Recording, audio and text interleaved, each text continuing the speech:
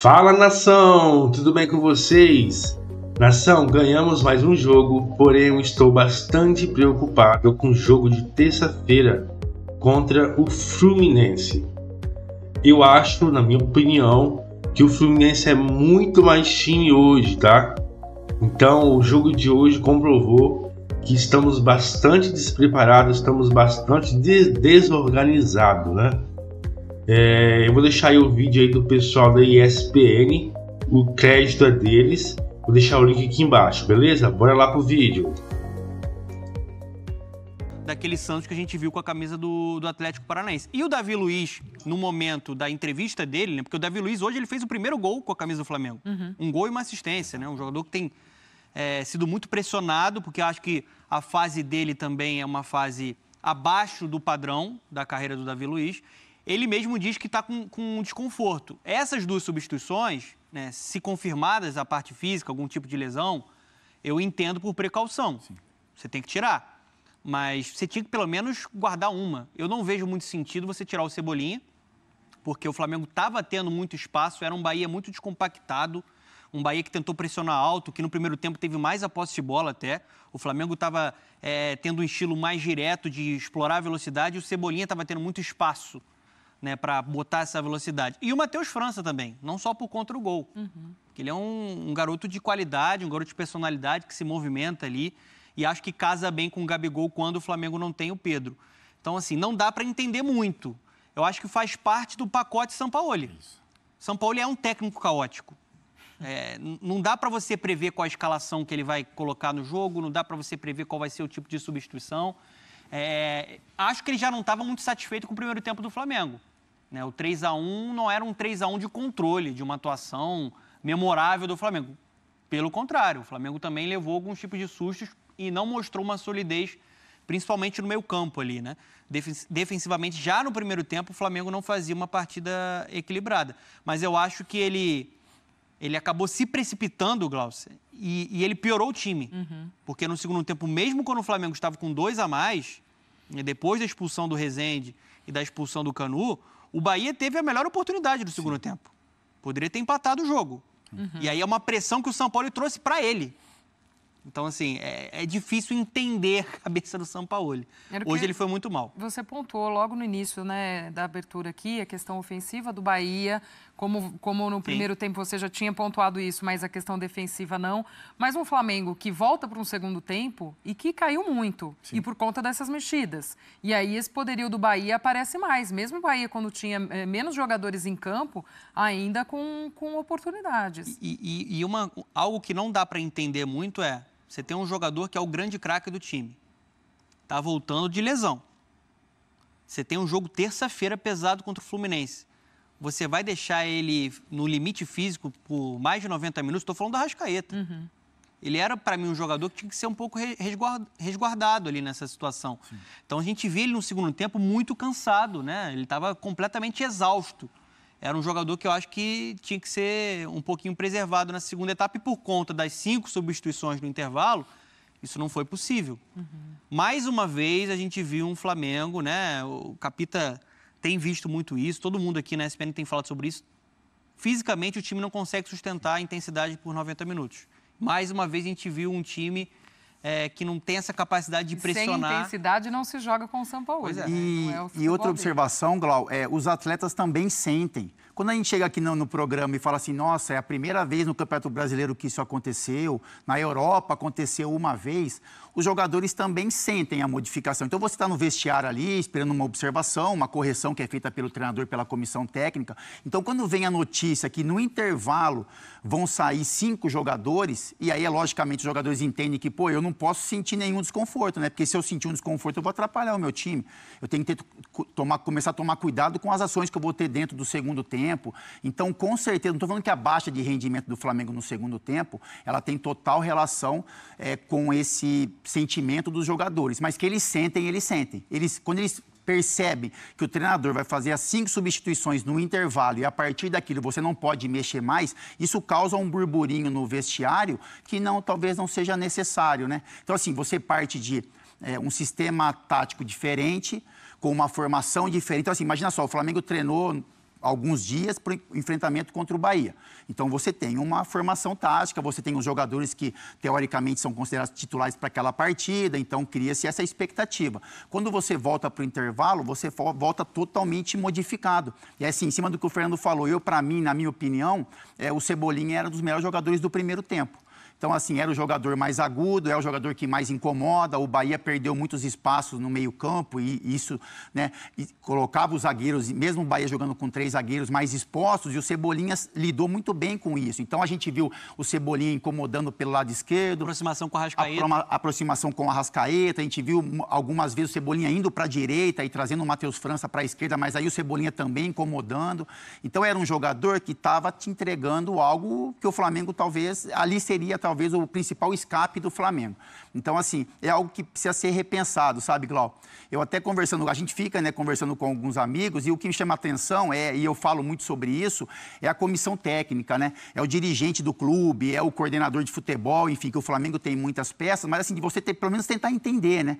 Viu uma opinião de fora, fala, professor, mas tudo bem, eu entendo a modificação tática, as peças, mas e se a gente perde um jogador, né? E se você precisa fazer uma modificação que ninguém está esperando? Então, eu acho que o Sampaoli, ele tem uma forma de trabalho, mas em alguns momentos precisa ser feito algumas correções. Então, isso pode vir da comissão, pode vir dos jogadores, o entendimento, professor, mas e se diálogo, a gente né? perde? O diálogo da isso, comissão. porque é normal, a gente sabe que outros treinadores, por exemplo, o Abel Ferreira, vamos dar um exemplo, o Palmeiras. O Abel Ferreira, ele não tem costume de fazer loucuras, né? Mas vamos supor que ele faça uma, eu tenho certeza que o ambiente dos jogadores vai falar, professor, mas você acha que é a melhor solução? Você acha que para a volta do segundo tempo, o Arrascaeta, ele está, né, no Flamengo, o Arrascaeta, ele está voltando de uma lesão, será que não é um risco deixá-lo durante todo o jogo pela obrigação? Então, é algo que o Flamengo também tem que corrigir. E eu entendo, como o Fernando falou, esse pacote Sampaoli. A gente vai ver algumas coisas que a gente não está tão acostumado a ver no nosso futebol. Isso pode ser bom, pode ser ruim, mas eu acho que hoje ele expôs o Flamengo a uma situação que não era necessária. Esse é o pacote do Sampaoli, como vocês estão dizendo. E se a ideia era pensar nesse jogo de terça-feira, esse Fla-Flu, ele conseguiu, afinal, poupar gente para isso? Porque, no fim das contas, o Arrascaeta, que é o principal exemplo que a gente está dando aqui, um cara que estava voltando e tal, e acabou ficando o tempo inteiro. Outros nem entraram. Aí ele tira um Cebolinha, sinaliza que o Cebolinha vai ser titular na terça-feira. Enfim.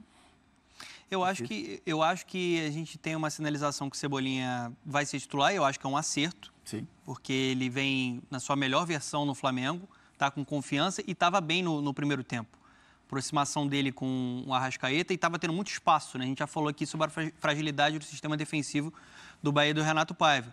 Eu acho que ele era um jogador que estava gerando o jogo, estava sendo importante, né? A questão, por exemplo, ali do Fabrício Bruno no primeiro tempo, ele estava como um lateral direito, exatamente, né? O Flamengo estava com 3 zagueiros de ofício, mas a função do Fabrício Bruno era de lateral. Estava jogando com uma linha de 4.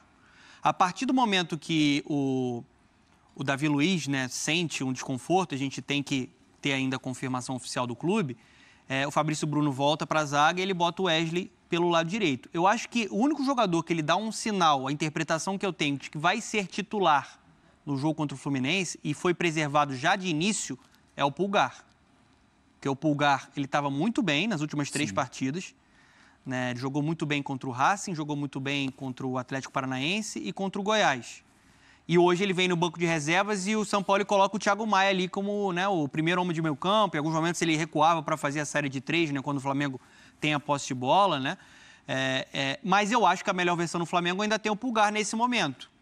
Então, dessa forma, a gente pode falar que o Pulgar foi um cara que foi preservado, pelo menos no primeiro tempo, e o Cebolinha no segundo tempo. Eu acho que são 2 sinais de que esses são jogadores que serão titulares, né, na partida contra o Goiás. Contra o Goiás, não, contra o Fluminense, desculpe. O Everton Ribeiro nem entrou.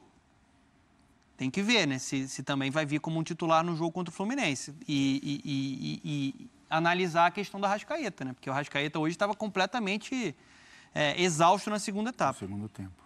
Foi bem no primeiro tempo, o Arrascaeta nas movimentações, participa do lance da penalidade, né, com a jogada ao lado do Cebolinha. Que drible. É aquela genialidade, né, Fê? O cara tira da cartola um lance muito rápido, domina já tirando de letra do Vitor Hugo, sofre o pênalti, mas no segundo tempo acabou sentindo. Glau, eu particularmente não sei assim, o que passa na cabeça do São Paulo, sabe? É difícil. É difícil. Eu conheço de Flamengo, né? Todo mundo sabe a minha relação, eu acompanho o Flamengo, né? Eu olho, tento entender muito o trabalho dos treinadores que passam, mas esse início do São Paulo eu não consigo entender. O que ele coloca, o que passa na cabeça dele, se é o melhor para o Flamengo naquele jogo, se é pensando no jogo futuro, isso é algo que eu particularmente não consegui descobrir, assim, porque se tem um jogador no Flamengo que é importante para o confronto contra o Fluminense na terça-feira, que pode fazer a diferença, esse jogador é o Arrascaeta, né? É ele, mais do que o Everton Ribeiro, mais do que o Ayrton Lucas, mais do que o Cebolinha. Então, assim, se você pensar, bom, eu preciso vencer o Bahia, mas eu preciso ter um jogador que vai me ajudar muito no confronto contra o Fluminense. E esse jogador seria o Arrascaeta. E o Arrascaeta ficou obrigado ou não durante os 90 minutos. Então, assim, seria muita burrice se ele colocasse, por exemplo, ele poupasse o Eric Pulgar para o jogo, né, que é um garoto, é um jogador cheio de vigor, que está buscando o espaço, e poupasse o Eric e colocasse o Arrascaeta para jogar todo o tempo. Então, é isso que eu digo. Eu não consigo entender, assim, decifrar esse São Paulo. Acho que o torcedor do Flamengo também não, né? Então, assim, acho que vai demorar um tempinho para a gente entender realmente o trabalho dele, que ele mexe no time, a gente sabe, que ele muda o esquema, a gente sabe, né, que ele tenta usar as peças em locais diferentes, em lugares diferentes do campo, a gente sabe, mas com relação a essa relação entre o jogo do Bahia e o jogo de terça-feira, é algo que eu não consegui detectar aí a intenção dele. Sendo muito sincero, eu fico na expectativa que ele tem que se explicar. Sim. Na coletiva. Quando ele faz 5 substituições, é uma insatisfação com o primeiro tempo do Flamengo, mesmo com 3-1 no resultado, porque não era um jogo tão equilibrado do Flamengo. O Flamengo tinha problemas, principalmente defensivamente, e não estava jogando dentro do que ele enxerga de futebol, que é ter a posse de bola. Sim. Ele estava sendo dominado pelo Bahia nesse sentido, né? O Bahia tinha mais a posse de bola. Ou se ele já estava pensando no jogo contra o Fluminense e começou a preservar depois do 3-1. Outro jogador que, de certa forma, descansou no segundo tempo e que eu acho que deve ser titular, é difícil, né, prever a cabeça do São Paulo, mas eu acho que o Matheus França deve ser titular contra o Fluminense, porque ele não tem um Pedro. Então, deve apostar no Matheus França, porque é um cara que pode pressionar alto, né, que pode dar uma movimentação maior para esse ataque. É importante você pressionar uma equipe como o Fluminense do Fernando Diniz. Ele é um cara também que pode ter sido preservado muito por conta de um olhar lá para terça-feira no jogo da Copa do Brasil. Mas a gente vai precisar entender a cabeça caótica do São Paulo. Tem alguns... Vou até chamar antes uns números que a gente tem aí de jogos sem sofrer gols.